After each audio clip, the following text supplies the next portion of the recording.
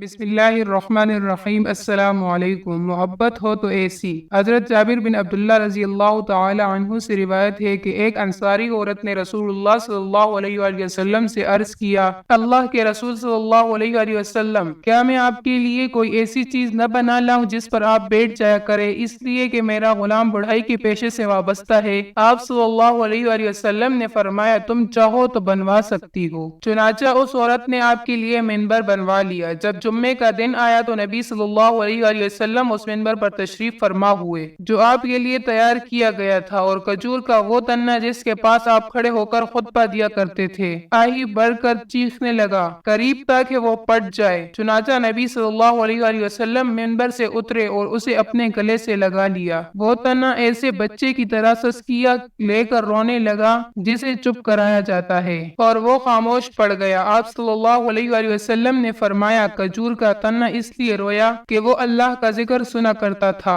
قربان اس رب رحیم پہ جس نے ہمیں اتنے پیارے محبوب صلی اللہ علیہ وآلہ وسلم عطا فرما دیے۔ قربان حضرت جابر بن عبداللہ رضی اللہ عنہ پہ جنہوں نے یہ واقعہ بیان فرما کے امت پہ احسان فرما دیا۔ قربان ان انصاریہ صحابیہ رضی اللہ عنہ پہ جن کو میرے نبی کریم صلی اللہ علیہ وآلہ وسلم کا اتنا خیال تھا۔ قربان ان بڑھئی غلام پہ جنہوں نے میرے حبیب صلی اللہ علیہ وآلہ وسلم کے لیے منبر بنایا۔ قربان میرے حبیب صلی اللہ علیہ وآلہ وسلم کے اس جملے مبارک پہ، ان شئت، مفہوم تم چاہو تو بنوا سکتی ہو۔ قربان اس منبر پہ جس پہ میرے محبوب صلی اللہ علیہ وآلہ وسلم تشریف فرما ہوئے۔ قربان اس کھجور کے تنے پہ جو میرے حبیب صلی اللہ علیہ وآلہ وسلم کے فراق پہ آہی بھر کے اتنا رویا کہ پٹنے کے قریب ہو گیا۔ قربان میرے شفیق رحیم محبوب صلی اللہ علیہ وآلہ وسلم پہ جنہیں بے جان تنے کا بھی اتنا خیال ہے کہ خطبہ چھوڑ کے منبر سے نزول فرما کے تنے کو گلے سے لگا کے چپ کروایا۔ اللہ اکبر۔ قربان اس لکڑی پہ جس نے میرے حبیب صلی اللہ علیہ وآلہ وسلم کے مبارک لمس کو محسوس کیا۔ قربان امام بخاری رحمہ اللہ کی اس تمام جدوجہد پہ جو اس مبارک واقعے کی تحقیق سے لے کر تحریر فرمانے میں اور امت تک پہنچانے میں لگی۔ اللہ حافظ۔